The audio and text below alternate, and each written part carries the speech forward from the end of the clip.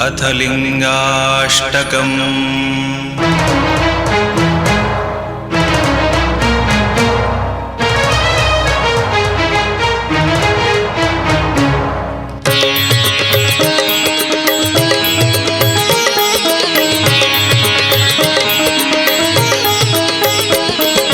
ब्रह्ममुरारिसुरार्चितलिङ्गं निर्मलभाषितशोभितलिङ्गं जन्मजदुःखविनाशकलिङ्गं तत्प्रणमामि सदा शिवलिङ्गं तत्प्रणमामि सदा शिवलिङ्गम्।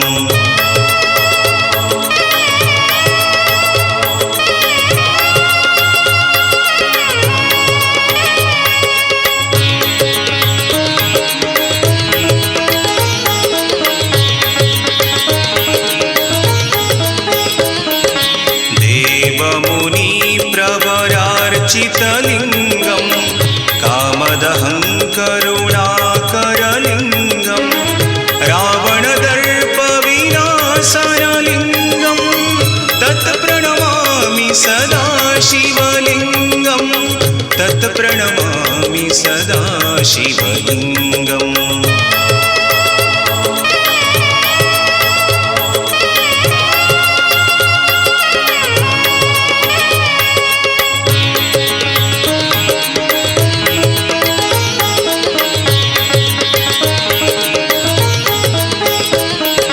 सर्वसुगन्धिसुलेपितलिङ्गं बुद्धिविवर्धनकारणलिङ्गं सिद्धसुरासुरवन्दितलिङ्गं तत्प्रणमामि सदा शिवलिङ्गं तत्प्रणमामि सदा शिवलिङ्गम्।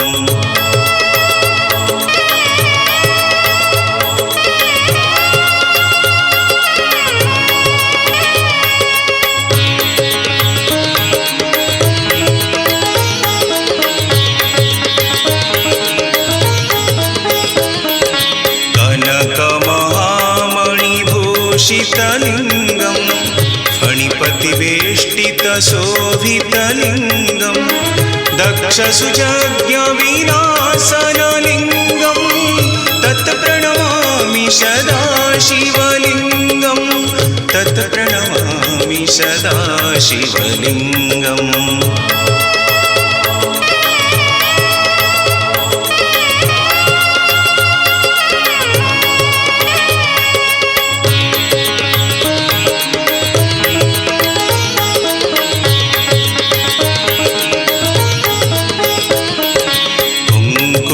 चन्दनलेपितलिङ्गं पङ्कजहारसुशोभितलिङ्गं सञ्चितपापविनाशकलिङ्गं तत्प्रणमामि सदा शिवलिङ्गं तत्प्रणमामि सदा शिवलिङ्गम्।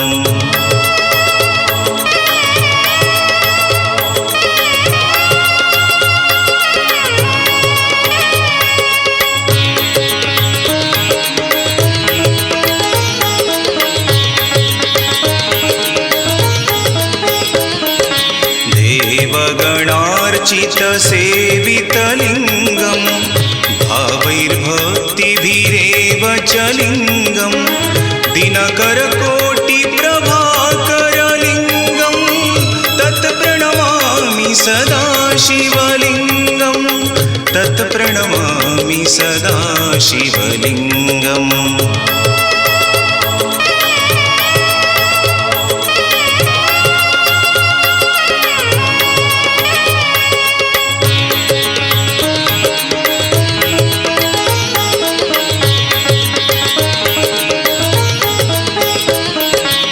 अष्टदलोपरिराजितलिङ्गं सर्वसमुद्भवकारणलिङ्गं अष्टदरिद्र्यविनाशितलिङ्गं तत्प्रणमामि सदा शिवलिङ्गं तत्प्रणमामि सदा शिवलिङ्गम्।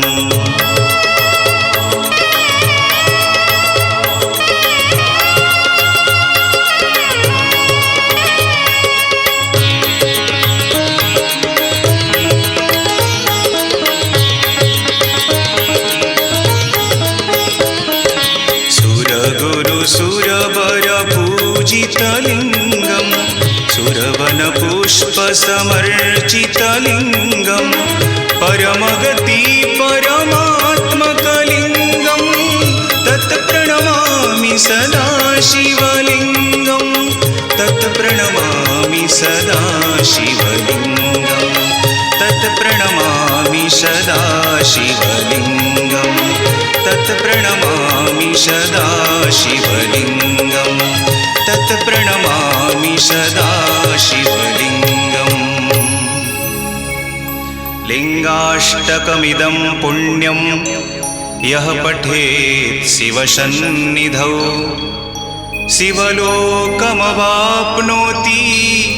शिवेन सह मोदते।